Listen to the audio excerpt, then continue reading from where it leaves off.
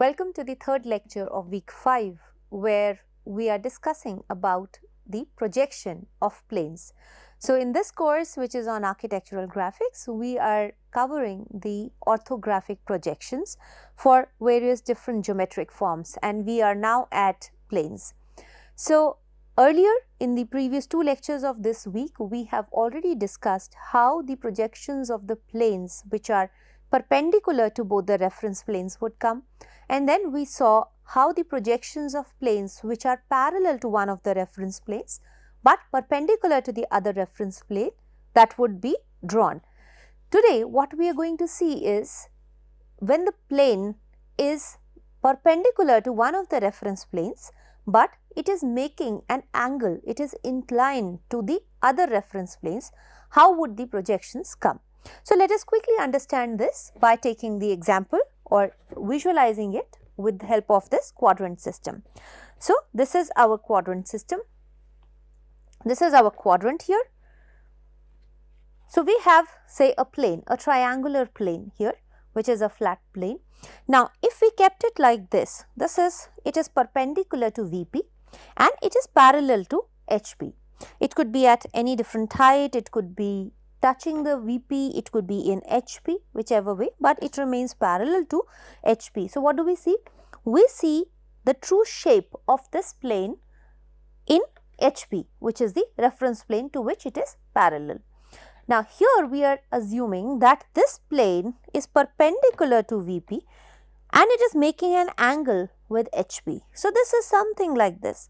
So it is still perpendicular to VP and it makes an angle with HP. So what do we see? We see that the line which we got as a projection on VP, which is the vertical trace, is now inclined, but it remains the same length, and the change in HT, the horizontal trace, is not the true shape anymore because it is not parallel to HP anymore.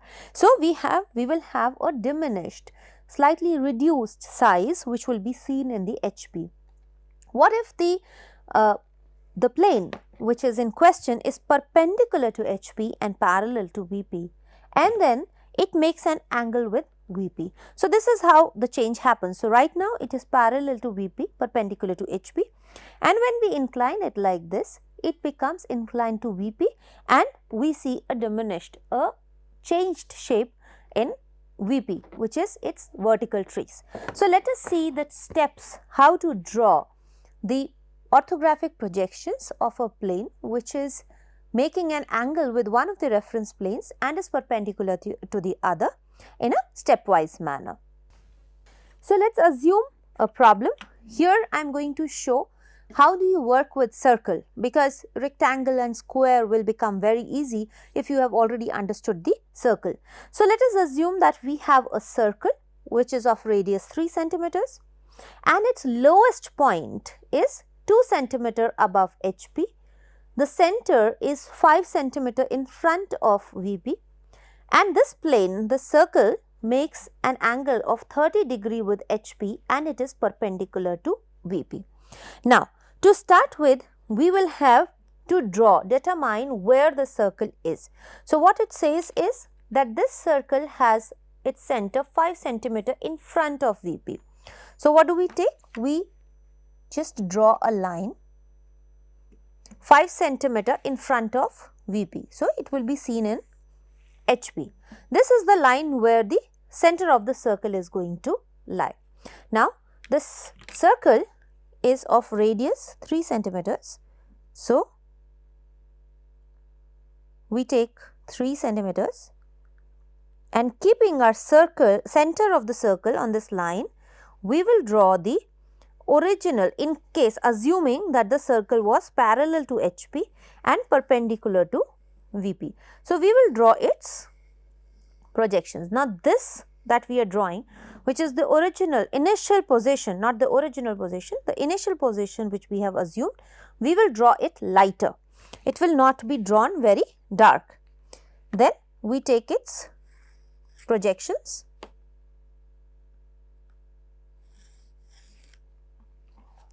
Now it says that its lowest point is 2 centimeters above HP.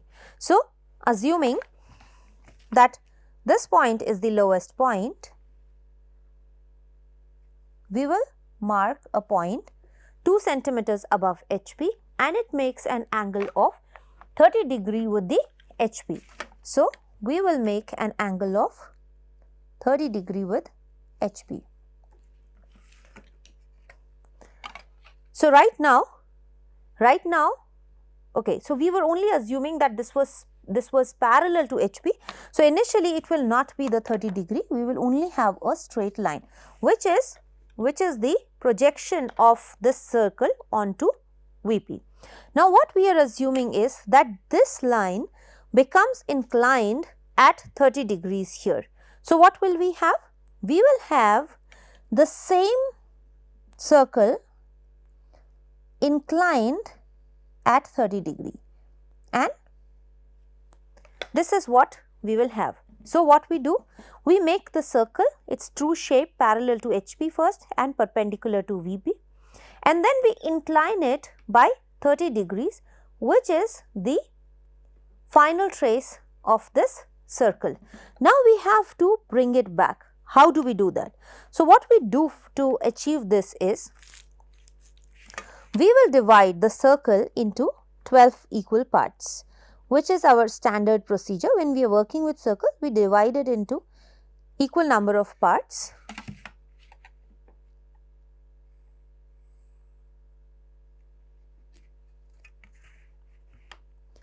So, here we have divided the circle into 12 equal parts.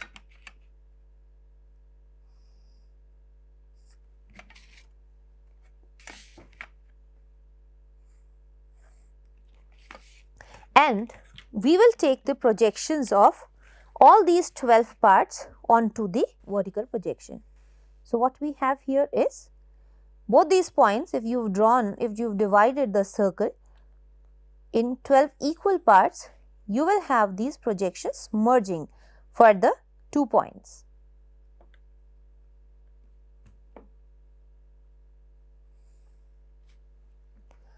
This is what you get. If you see, we have divided the circle into 12 equal parts and we have projected all these points onto the vertical trace.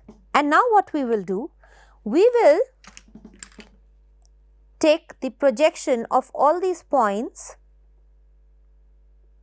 onto this line, which is inclined at 30 degrees. So, what we have is all these 12 points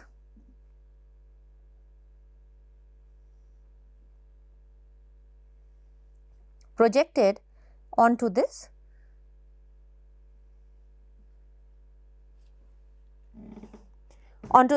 line, which is inclined at 30 degrees. Now, we will bring back the projections. So, this is the vertical projection, and what we have to do? We have to bring it back to match the horizontal projections. So, the horizontal, since we are inclining it with HP, and if you remember how we inclined the lines, the doubly inclined lines or the singly inclined lines, we only take the locus of the point in one plane, it just remains the same. So, what we are doing here, when we are inclining this plane, for example, this was the plane, this was parallel to HP, and now when we incline, so what happens? The points move, but their horizontal projections remain the same. So, their vertical projections change. So, a point which was here has gone up there, but horizontally it still is falling in the same line, which is the principle which we have employed here. Now, in very light, I am going to mark these 12 points for clarity. So, let us start with this point 1, 2, 3, 4, 5, 6, 7, 8, 9, 10, 11 and 12. And why I say that we are going to mark it in very light is because this is not the final projection. The final projection is going to come now. Now, we will bring back the projection of these points. So, we took 7 here, now 7 went up there and it is coming down. So, when it comes down, 7 meets 7 again. So, the horizontal projection remains the same. The vertical projection has shifted from this point to this point, which is what we get. So, this is the point 7 now. Now, we get this as the point 6 and 8. We bring it back. So, this is the point 6 and this is the point 8. Then we get the points 5 and 9. So, this is the point 5 and 9. You just have to remember that the vertical projection and the horizontal projection should match up. Then we have the points 4 and 10.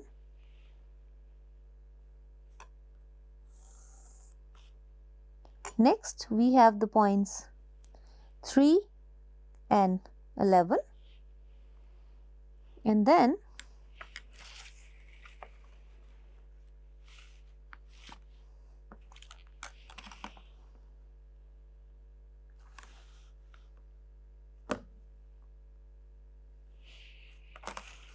we have the points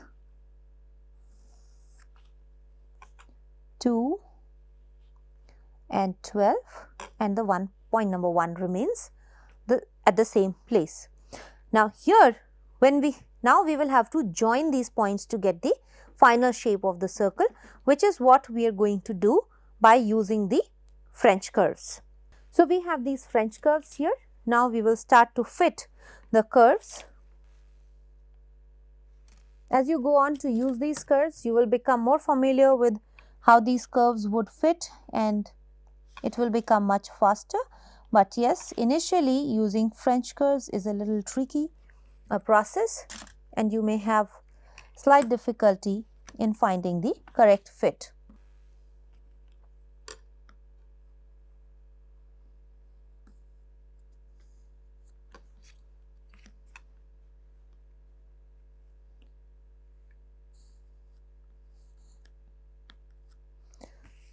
So, if you see this, we have been able to match up the points onto this curve fairly well. So, now if I darken it, ideally you should be darkening using the French curves only.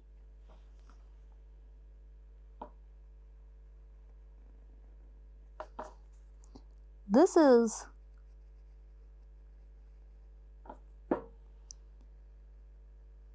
the final shape of the ellipse that you get. So, the final shape of this circle, which is now projected, which is tilted, is this ellipse.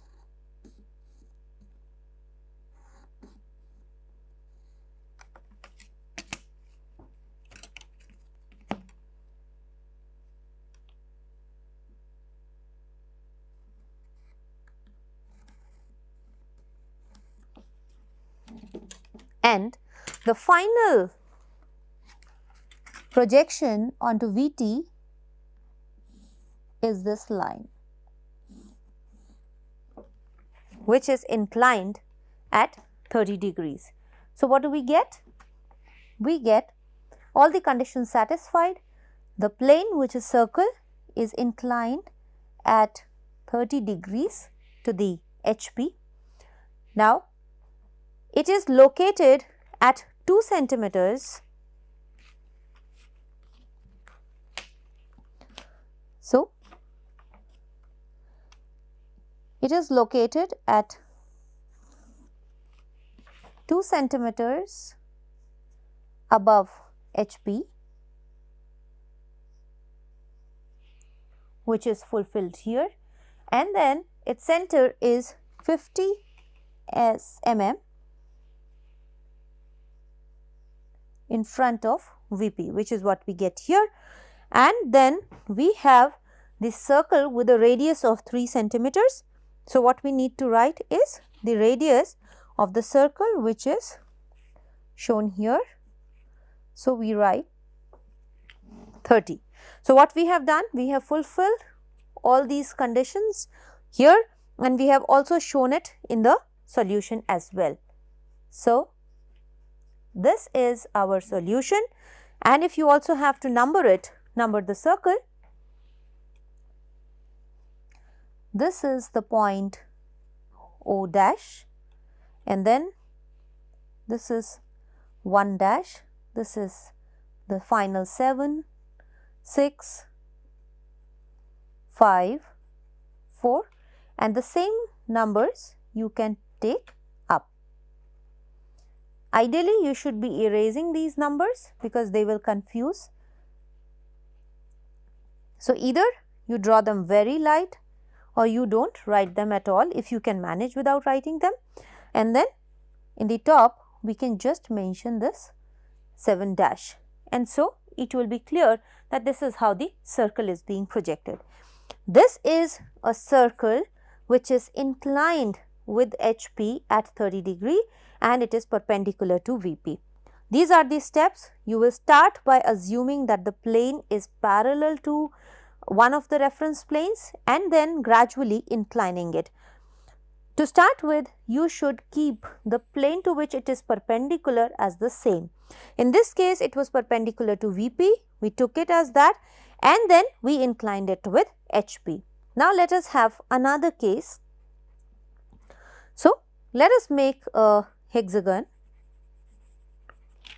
which is perpendicular to HP and at an angle of 45 degree to VP.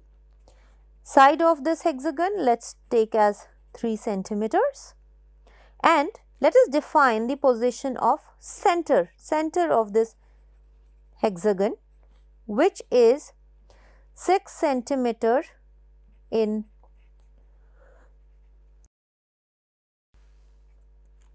front of VP and 5 centimeter above HP. So, now let us start drawing it. So, the first thing that we have to do is to locate where the center of this hexagon is going to be, and the center is fixed. So, we have the center 6 centimeter in front of VP. So, what we get? Again, we will draw it in HP. So, we have this 6 centimeter in front of VP, which is where we will draw the line. So, the center for the hexagon continues to stay on this line.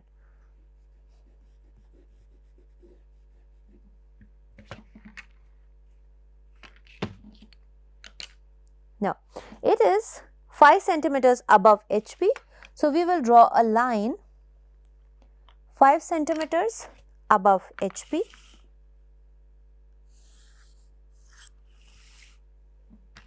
This is what it is.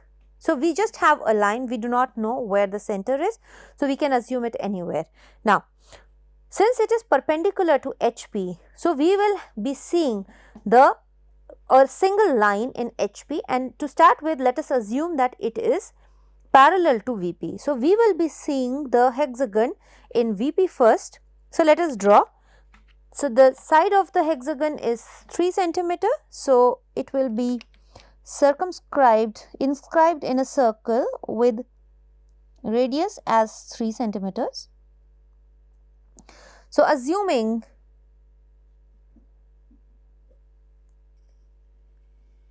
this circle, the center of the hexagon anywhere on this line, let us draw the hexagon. Now, it does not say anything about the hexagon.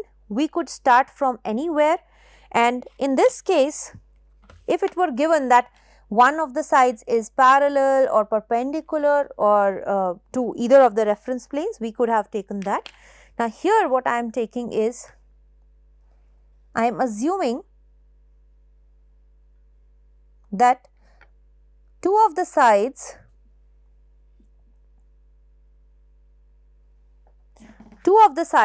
they remain perpendicular to VP as a line, not as a plane. So, now here we will draw this. This is the initial hexagon that we will get, assuming that it is parallel to VP.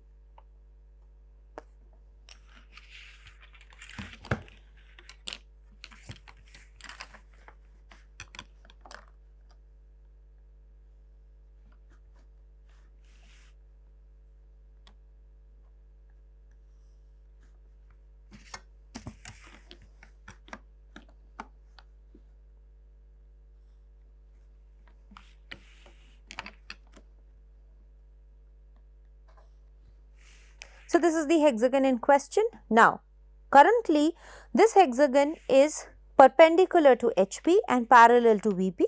So we will draw the projections for these points and we will have their horizontal trace. So what we have now? We have it like this. So we have 2 of the points represented here, 2 of the points plus center represented here and 3 points represented here.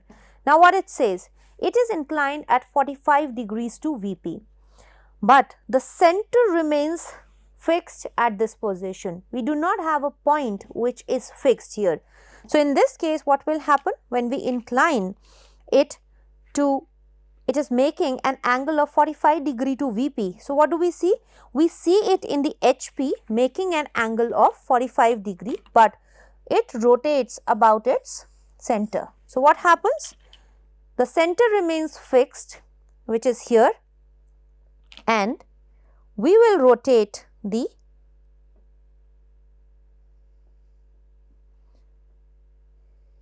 hexagon about this center. So what happens? We get the new points here in HP and now we take their projections back to the VP.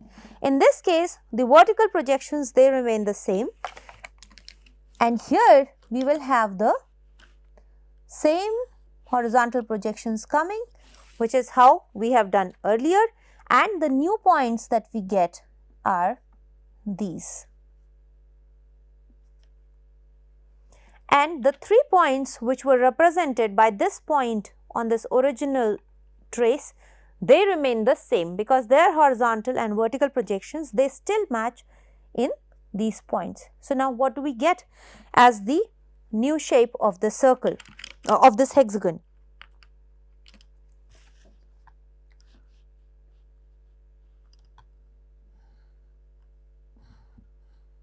So what we have here is this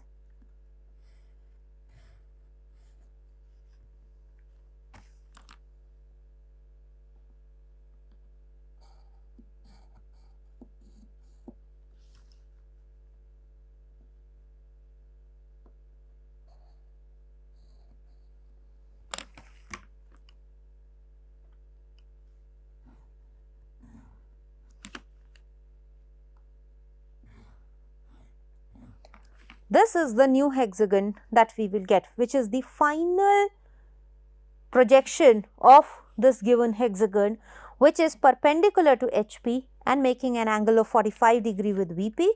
And what we get here is this line, which is its horizontal trace, and now it is making an angle of 45 degrees with VP, which is what the given condition was. You can now label it. So to start with, we will start with VP. So A dash, B dash, C dash, D dash, E dash and F dash, and we also have an O dash here, which was important. Now when we see it here, we seeing it from the front, we get A, B, and here we get E, D, and this is the point which is F, O and C. Now all you have to do is you have to dimension to represent the location of the center. This is what we are doing here.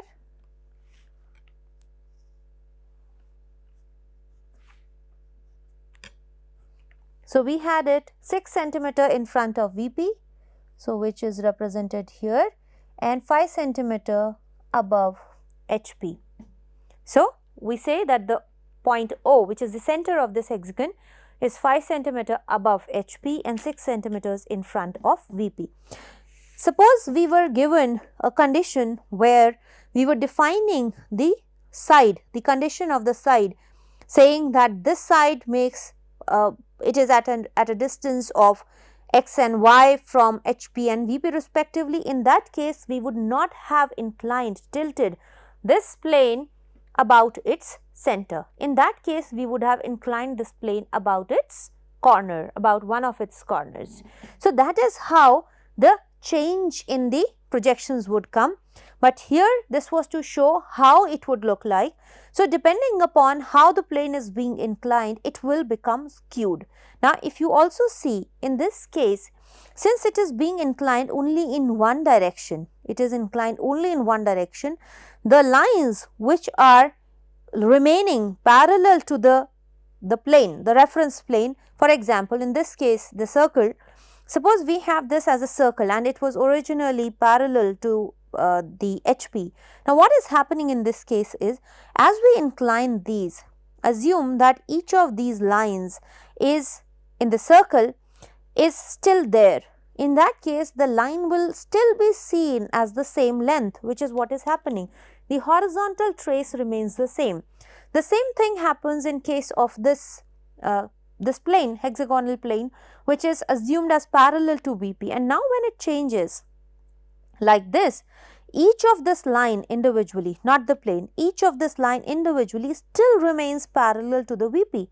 So, we still see these vertical lines having the same dimension. That is why this side AB and DE, which was originally parallel to the VP, still remain parallel to the VP, and that is why we see the original dimensions there. They would still be 3 centimeters in size. So, if you look at it from a fundamental point of view, whatever we have learned or understood through the projections of lines, straight lines, is applied here, and that is good enough to tell you whether the solution that you have derived is correct or not. And gradually, as we move on to solids, it will become more complicated. We will not be able to decipher the projections of solids with the help of lines only. We will have to understand surfaces, which is these planes. So, that is what we are doing currently. We are understanding how these planes behave when they are inclined to one or the other reference planes, or as we will see in the next few lectures, what if the plane is inclined to both the reference planes, or in that case the plane is called an oblique plane. So, I hope you have clearly understood how to draw the orthographic projections for planes which are inclined to one of the reference planes and perpendicular to the other reference plane. So, thank you very much for being with me in this lecture today. We will see you again in the next lecture of this week. Till then, bye-bye.